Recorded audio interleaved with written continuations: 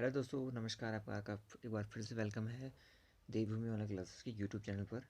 तो आज देखो, उत्तराखंड पटवारी लेखपाल आपका जो पुलिस का एग्ज़ाम होने वाला है, और जो फॉरेस्ट गार्ड और जूनियर कनिष्ठ के जो पौधा है उनके लिए मैं ये क्लास लेके आया हूँ। ये पॉलिटी की क्लास है आज पहली हमारी, और यहाँ मैं आपको सर्वोच्च न्यायालय के बारे में बताने वाला हूँ। ठीक है, क्योंकि ये आपके सिलेबस में दिया भी है। मैं आपको आगे स्लाइड में दिखा भी देता हूँ। तो देखिए, यहाँ पर आपको मैंने सिलेबस दिया है सर्वोच्च न्यायालय की। तो इसका गठन जो है संविधान के अनुच्छेद 124 के अंतर्गत हुआ है। तो जो आर्टिकल है आपका 124, ठीक है, इसके अंदर आपका गठन हुआ है, जो मैंने आपको गठन बताया। ठीक है, तो कुछ जो न्यायाधीश हैं उनकी योग्यताएं क्या होती है, तो आप सभी जानते हैं वो भारत का नागरिक तो होना ही चाहिए। साथ ही दो या दो से अधिक न्यायालयों में लगातार कम से कम 5 वर्षों तक न्यायाधीश के पद पर रहा हो, या फिर किसी उच्च न्यायालय में उसने हाई कोर्ट में 10 वर्ष तक का अधिवक्ता की के रूप में कार्य किया हो, तब उसे बनाया जा सकता है सर्वोच्च न्यायालय का न्यायाधीश। ये तो इसकी योग्यताएं हैं। अब उसकी नियुक्ति कौन करता है पूछेगा। ठीक है, जैसे नियुक्ति पूछेगा आपसे, तो न्यायाधीश की नियुक्ति राष्ट्रपति द्वारा नियुक्त किया जाता है। समझ गए, यहाँ पर राष्ट्रपति आप याद रखना। ठीक है, गठन का मैंने आपको बता दिया। तो गठन क्या है, आर्टिकल 124, और राष्ट्रपति द्वारा इनकी नियुक्ति की जाती है, ये आपको याद होनी चाहिए। अब आगे बढ़ते हैं। अब कार्य और शक्तियाँ देखते हैं इनकी, ये भी सिलेबस में हमारा दिया है। तो देखिए, इनका कार्य और क्षेत्राधिकार की बात करें तो इनके बहुत सारे अलग अलग क्षेत्र होते हैं। जैसे प्रारंभिक हो सकता है, अपीली हो सकता है, और परामर्शदाता के रूप में हो सकता है। तो प्रारंभ में क्या होता है, भारतीय संविधान के यहाँ पर आर्टिकल 131 याद रखिए। आर्टिकल 131 जो होता है, आर्टिकल 131 के अंतर्गत सर्वोच्च न्यायालय को संघ यानी केंद्र तथा राज्यों के बीच विवादों का हल निकालने का प्रारंभिक अधिकार है। ठीक है, स्टेट के बीच या स्टेट और सेंटर के बीच जो प्रॉब्लम क्रिएट हो जाती है ना, चाहे पॉलिटिकल हो चाहे इकोनॉमिकल हो, तो उनको न्यायाधीश ही का अधिकार है कि उनका एक सॉल्यूशन देगा।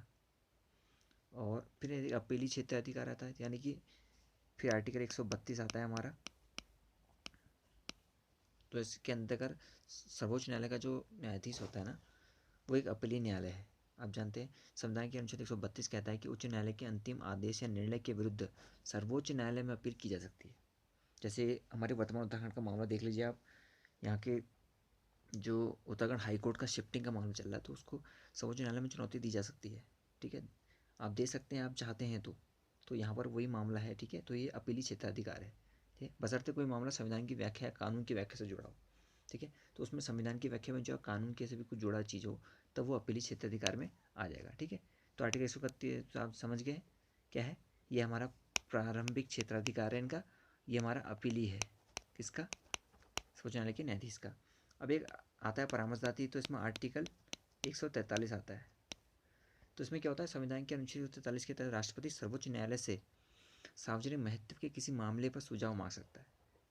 ठीक है, तो अभी पेपर में क्वेश्चन आ सकता है कि राष्ट्रपति व सर्वोच्च न्यायालय से सार्वजनिक महत्व के किसी मामले पर सुझाव कौन से अनुच्छेद के तहत मांगता है, तो 143 के अनुच्छेद के तहत मांगता है। ठीक है, अब यहाँ पर न्यायालय का अधिकार है कि वो सुझाव दे भी सकता है, नहीं भी दे सकता राष्ट्रपति को। ठीक है, तो ये क्लियर हो गया आपको कार्यों शक्तियाँ। और शक्तियाँ तो बहुत सारी हैं। मौलिक अधिकारों का संरक्षक भी है हमारा। भारतीय संविधान का अनुच्छेद 32 देता है कि सर्वोच्च न्यायालय भारतीय नागरिकों के मौलिक अधिकारों का संरक्षक भी है। तो चलो उसके बारे में अभी आगे में जानते हैं। अभी थोड़ा आगे बढ़ते हैं। अब महाभियोग की प्रक्रिया भी है। ठीक है, और ये सभी मैं आपको पेपर के महत्वपूर्ण पॉइंट बता रहा हूँ, इनमें से ही क्वेश्चन पूछेगा।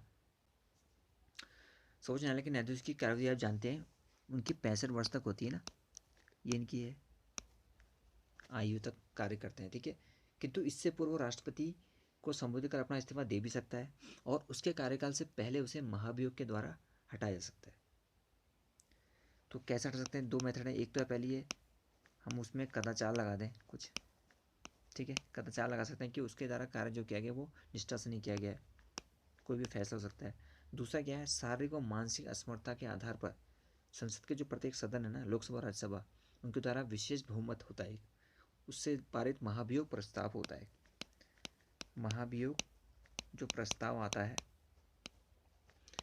इसके माध्यम से हटा सकता है। वो भी ये देखिए, महाभियोग प्रस्ताव पूछेगा तो आप याद रखिए 124 का चौथा भाग में दिया है ये। ठीक है, 124 आर्टिकल के चौथे भाग में दिया है। ये पूछा सकता है महाभियोग प्रस्ताव किसमें, 124 के चौथे भाग में। अब तक आप जानते हैं कि भारत में महाभियोग प्रस्ताव की आवश्यकता हुई है 2 बार। पहली बार उच्च न्यायालय के न्यायाधीश थे आर रामास्वामी थे, उनके विरुद्ध हुआ था, और 2011 की बात करें तो कोलकाता के उच्च न्यायालय के मुख्य न्यायाधीश थे सोमेन सेन के विरुद्ध हुआ है। यानी कि पूछा जाए तो 2 बार महाभियोग के प्रस्ताव अभी तक ला जा चुका है। तो दोस्तों यहाँ पर देखिए मौलिक अधिकारों के संरक्षण की बात आती है, तो यहाँ पर मौलिक अधिकारों का संरक्षण भी कहा जाता है सुप्रीम कोर्ट को, यानी कि उच्चतम न्यायालय को। ठीक है, तो यहाँ पर क्या होता है देखिए, आप जानते होंगे भारतीय संविधान के अनुच्छेद, ये याद कर लीजिए, मोस्ट इंपोर्टेंट रहेगा ये आपके पेपर के लिए, अनुच्छेद 32 आ सकता है। तो अनुच्छेद 32 के तहत जो हमारा सुप्रीम कोर्ट है वो भारतीय नागरिकों के मौलिक अधिकारों का संरक्षक है। ठीक है, मौलिक अधिकारों को ये रक्षा करता है। और कैसे रक्षा करता है, यहाँ पर इसको रिट जारी करने के अधिकार है। आप जानते हैं रिट्स होती हैं, और रिट्स 5 प्रकार की होती हैं, ये भी आपको पता होंगे। 5 प्रकार रिट्स में आपकी आती है बंदी प्रत्यक्षीकरण, दूसरी आपकी आती है परमादेश, फिर आपकी प्रतिषेध, ये पेपर में पूछा जा सकता है, और चौथी आपकी है उत्प्रेक्षण, और लास्ट आपकी वही होती है अधिकार परीक्षा। और इससे भी क्वेश्चन आपका पुराने वीडियो और कई साइड में पूछा जा चुका है, किसी एक शिफ्ट में आया था ये, कौन सा बंदी प्रत्यक्षीकरण से रिट से संबंधित ऐसा पूछा था। तो 5 भाग की रिट जारी करने का अधिकार किसे है, सुप्रीम कोर्ट को है, ये आप सभी जानते होंगे। तो मौलिक अधिकारों का संरक्षण करता है वो हमारे ह्यूमन के। ठीक है, और आर्टिकल 32 के अंदर इसका वर्णन है, ये भी आपको याद रखना है यहाँ पर। ठीक है, बाकी चीज़ें आप पीछे स्क्रीनशॉट खींच लेना जो आपको देखने होंगे चीज़ें। अब लास्ट हम चलो यहाँ पर आपको बताता हूँ एग्जाम के कुछ महत्वपूर्ण फैक्ट, कुछ तथ्य हैं वो जरूर आपको याद होने चाहिए। सुप्रीम कोर्ट के प्रथम मुख्य न्यायाधीश पूछेगा आपसे, ठीक है, सीजीआई पूछेगा तो आपको ले हीरालाल कानियाजी थे। ठीक है, यह आप याद रखना, एक फैक्टर ये हो गया आपका। और पूछा सकता है कि पहली महिला मुख्य न्यायाधीश, प्रथम महिला पूछेगा आपसे सीजीआई, तो मीरा साहिब फातिमा है। ओके, ये 2 पॉइंट आपको याद रखने हैं यहाँ पर। ठीक है, मीरा साहिब फातिमा बीबी नाम था उनका, ये 2 पॉइंट है। और यहाँ पर एक महत्वपूर्ण इंपोर्टेंट आपके लिए फैक्ट होगा, इसको जरूर याद रखना, इससे क्वेश्चन मुझे लगता है आ सकता है।